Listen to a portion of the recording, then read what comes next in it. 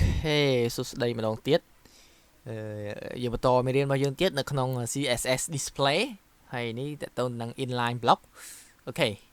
ញ្ចឹង inline block នេះគឺជាការរួមបញ្ចូលគ្នានៃ inline ហើយនិង block ហើយមកដល់វគ្គនេះគឺយើងប្រើ parent ប្រើ child ហើយយើងត្រូវដឹងអាណាជា child អាណាជា parent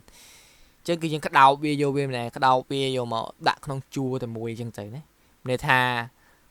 block អាចនៅក្នុង line បានណាblock យើងមានជា display block ហើយ block ហ្នឹងមកក្តោបហ្នឹងអាចនៅក្នុង line បានឥឡូវយើងទៅមើលអស់គ្នាថាហ្នឹងវាមិនអូខេអញ្ចឹងខ្ញុំលុបចោលសិនហើយខ្ញុំដាក់ image ណា image របស់យើងប៉ុណ្ណេះហើយយើងទៅ refresh វាអូខេ sorry ណាខ្ញុំហៅមកវិញសិនតែខ្ញុំមកលុប block ចោលខ្ញុំឲ្យ image នៅក្នុង line ណាបងប្អូនគ្នាអូខេខ្ញុំឲ្យ image នៅក្នុង line អូខេហើយបន្ទាប់មកខ្ញុំលុប image ចោលខ្លះខ្ញុំដាក់ប៉ុណ្ណេះអូខេអញ្ចឹងខ្ញុំឲ្យវាឃើញតែប៉ុណ្ណេះទេហើយខ្ញុំមាន paragraph អត់ទៅខ្ញុំដាក់ p ខ្ញុំមាន paragraph 2 អញ្ចឹងទៅអូខេខ្ញុំមាន p1 ខ្ញុំដាក់ learn CSS អញ្ចឹងទៅហ្នឹងក៏ពុតវែងណាយើងទៅសេខ្លីតែ CSS ifan អញ្ចឹងទៅណាហើយខ្ញុំមាន 2 paragraph អញ្ចឹងទៅជាឧទាហរណ៍ណាអូខេ p មួយទៀត learn CSS ifan អញ្ចឹងដូចគ្នាដែរអូខេអញ្ចឹងខ្ញុំឲ្យអាពីរហ្នឹងវាបែបនេះណាបងប្អូនឥឡូវខ្ញុំចង់ធ្វើចេះខ្ញុំចង់ឲ្យអា P ហ្នឹងអា learn CSS ifan ហ្នឹងគឺវាតម្រៀបគ្នាជា shell អញ្ចឹងអត់មានឲ្យផ្ដេកមកជួយអត់ទេឲ្យវាទៅទាំង shell អញ្ចឹងហ្មងឲ្យវាទៅទាំង shell ហើយវាមកផ្ដុំគ្នាឡើងនេះមកផ្ដុំគ្នានៅក្នុងហ្នឹងវិញពេលយើងប្រើបែបនេះគឺវាចុះបន្ទាត់តែពិតវាចុះបន្ទាត់អញ្ចឹងខ្ញុំចង់លើកអាពីរហ្នឹងមកដុំហ្នឹងមកដាក់ចេះហ្មងអត់ឲ្យវាតម្រៀបតគ្នាដូចការយើងរៀន inline ហើយវាមកដុំនៅ shell ហ្នឹងទាំងអស់អញ្ចឹងខ្ញុំអាចធ្វើបានអញ្ចឹងអានេះយើងត្រូវដាក់ parent ឲ្យវាមួយណាអញ្ចឹង div អញ្ចឹងពីច្រើនយើងនិយាយថា container ណាយើងកុំមកដាក់ថា parent យើងថា container អូខេ container អញ្ចឹងទៅចេះយើងឈ្មោះយើងដាក់ណាកន្លែងខ្លះហ្នឹងមិនមែនកំណត់ឲ្យត្រូវដាក់ container អត់ទេប៉ុន្តែជាទូទៅគេប្រើថា container អញ្ចឹងយើងអត់អាចនិយាយនៅក្នុង image ទេដោយសារតែ DGP អញ្ចឹងយើងត្រូវ display អានេះ container នេះវិញណា display អាហ្នឹងឲ្យវាទៅណា inline block ឯងត្រូវទេអញ្ចឹង .container អូខេ display inline block នេះ inline block អូខេយើងទៅ refresh មើលវាមកដុំឯងឃើញមកដុំវាឯងអញ្ចឹងមកដុំវានឹងមក inline block អូខេអញ្ចឹងលក្ខណៈចឹងឯងចុះឥឡូវខ្ញុំសាកធ្វើimage នេះឲ្យវាឥឡូវខ្ញុំចង់ឲ្យ image នេះអានេះវាចឹងហើយប៉ុន្តែខ្ញុំចង់ឲ្យ image មួយទៀតវាឈរលើគ្នាហើយវាមកឈរឡើងនេះមកដុំវិញឥឡូវយើងទៅតេស្តដល់គ្នាមើលតើធ្វើបានទេឥឡូវខ្ញុំយក image 2មកទៀតណា image 2ហើយយើងដាក់នៅក្នុង div មួយដែរ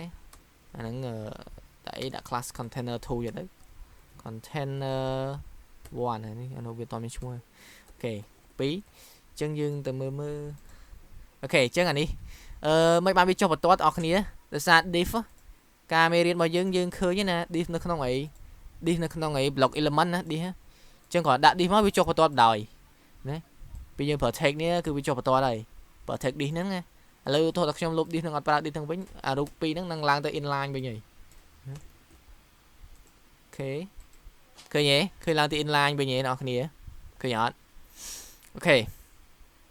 ញ្ចឹងវាឡើងទៅ inline អញ្ចឹងមែនប៉ុន្តែខ្ញុំចង់ឲ្យវាអត់ឲ្យវានៅអញ្ចឹងទេខ្ញុំចង់ឲ្យវាឡើង inline តែវាឲ្យវាឈរលើគ្នាឲ្យរូបហ្នឹងអានេះនៅក្រោមនេះហើយនៅ line នឹងបន្ទាត់ហ្នឹងអញ្ចឹងយើងធ្វើចេះខ្ញុំអូខេខ្ញុំហៅវាមកវិញហៅ div មកវិញនេះវានៅហ្នឹងអញ្ចឹងខ្ញុំហៅ control ហ្នឹងមកហើយខ្ញុំឲ្យអានេះ display មួយអាហ្នឹងឲ្យ display ទៅអីសារវា inline យើងឲ្យវា display អី display block មកអញ្ចឹងយើងឲ្យ image នេះអូនេះដោយសារតែវាដាក់ image ដូចគ្នាអញ្ចឹងកាលណាយើងប្រើទៅអានេះប្រកបជា display តែនេះដែរណាអញ្ចឹងយើងត្រូវដាក់ខ្លះឲ្យពួកហ្នឹងមួយមកណាក៏ប៉ុន្តែមានបច្ចេកទេស selector មិនបាច់ចាំប្រើខ្លះចឹងឯងយើងមានបច្ចេកទេសមួយទៀតប៉ុន្តែយើងរៀនតន់ដល់អាហ្នឹងនៅទៅមុខទៀតប៉ុន្តែយើងប្រើចេះសិនមកដើម្បីកុំឲ្យទាំងអស់គ្នាឆ្ងល់ណាអូខេយើងហៅ image ចឹងដែរមកអានេះខ្ញុំដាក់ image ដែរអូខេ image អូខេ image ចឹងអានេះជាខ្លះចឹងវាត្រូវជា dot image ឯងចឹងខ្ញុំ display វាអី display វាទៅជា block អូខេយើងទៅមើលវាឈរអូខេអញ្ចឹងវាឈរលើគ្នាណាតែវានៅក្រោមវាអត់នៅ line តែមួយទេអញ្ចឹងខ្ញុំចង់ទៅ line យើងយកអាណាមកប្រើយើងហៅអាណាមកគឺហៅ parent វានេះ container 1 ណា container 1 នេះ class container 1 នឹងហៅ parent វានឹងមកអូខេអញ្ចឹងយើងហៅទៅហៅ parent វាអញ្ចឹង dot container អូខេអញ្ចឹងdot container 1 ណាអ្នកគ្នាអូខេ display inline ទេអូខេ inline ហើយ block ទៀតណាយក inline ហើយយក block ទៀតអូខេវាទៅទាំងដុំអញ្ចឹងហ្មង refresh ឃើញមកហើយបងប្អូនគ្នាឃើញមកទាំងដុំហ៎អូខេអញ្ចឹងនឹងឯងតទៅនឹង inline block ណាសង្ឃឹមថាទាំងអស់គ្នាយល់វាដូចជាអត់មានអីសាំញ៉ាំពិបាកណាគ្រាន់ថា inline block គឺយើងប្រើជាមួយ parent ណាដាក់នៅក្នុង parent ណាពពួក inline block នេះដាក់ក្នុង parent ហើយពពួកនេះអីគឺយើងប្រើក្នុង child ណាអូខេអញ្ចឹងនៅវីដេអូក្រោយយើងនឹងរៀនមួយទៀត none ជាក្រោយគេណា none អូខេ